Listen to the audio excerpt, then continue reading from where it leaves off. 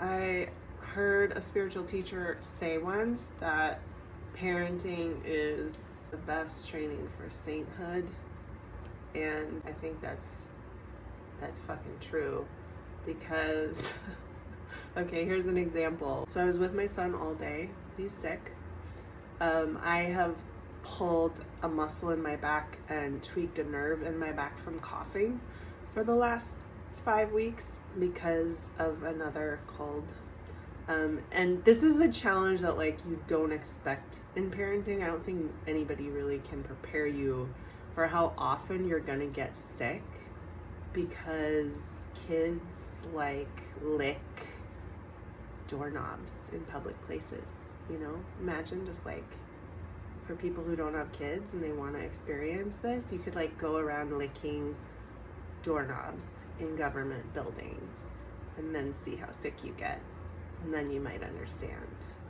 So we've been sick for like 6 months, one after the other, and the latest round was a cold that lasted, still going. We're on week 5. We're still coughing, and I've coughed so much that I think I've prolapsed my vagina. I swear, like, I think it's coming out.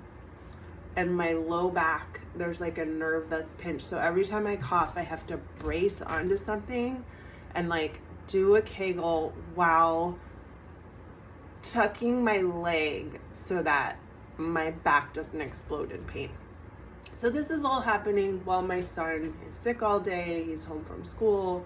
We're having some cuddles. It goes on for 12 hours. Then I'm ready for sleep, right, at a certain point. So I'm sleeping with him because I always sleep with him when he's sick. But now this is like a mom hack. Like now at least I know to build a wall in the bed of pillows. Like I build a wall because then I don't get kicked in the vagina all night. So I build a wall of pillows, and now he stays on that side and I stay on that side. Usually that works. But when he's sick, last night, he woke up at 1:30 right as I'm falling asleep. It always works that way. Right as I'm falling asleep, he wakes up in a tantrum. And this is after like 2 hours of tantrums on the way to bedtime, where I'm doing my breathing. I'm swearing a lot silently to myself. This is after that. We've already gone through that. We're like sainthood. We're on our path to sainthood. Really not, but. And then he wakes up at 1:30 in a full tantrum that lasts 45 minutes, screaming to go in the green chair, which is like where we cuddled and where I finally got him to sleep after the 2 hours of tantruming earlier. And I'm like, buddy, I'm drawing the line. No, we're staying in bed. My back hurts too bad to sleep in the chair with you on top of me. So we're not going to do that. So I enter the 45-minute tantrum. I tell him I hear him, all those things, gentle parenting, like I hear your feelings and this is the boundary. So 45 minutes later, he falls back asleep. I'm just falling asleep again. An hour later, he wakes up with another screaming tantrum. And this is after, guys, I've given him, pain medicine. We've done the ibuprofen. We've rubbed his back. Like, I'm not saying I'm just like, yo, no compassion because you're sick. No, I get it. He's sick. But there is like a limit to the patience level. And I actually told him at one point, I was like, dude, you gotta stop. I don't think I've ever said that. I've always validated feelings. I've always been like, I hear you, buddy. I was like, dude, you gotta stop. Because it was just going and going. That doesn't help, of course. But I felt different about saying that. Like, I don't usually say that.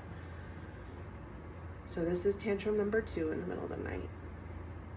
This one was about, I don't even remember. He wanted his dad.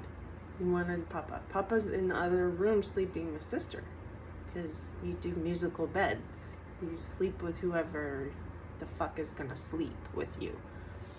So I'm like, don't go wake Papa because that'll wake your sister and that's mayhem. So I'm gonna like bar the door. So I'm like barring the door at 3 a.m. while he's freaking out. Okay, that was tantrum number 2. Got back back in bed and just started to fall asleep. Tantrum number 3. By tantrum number 3, I was like, let's go in the green chair, buddy. And he was like, okay.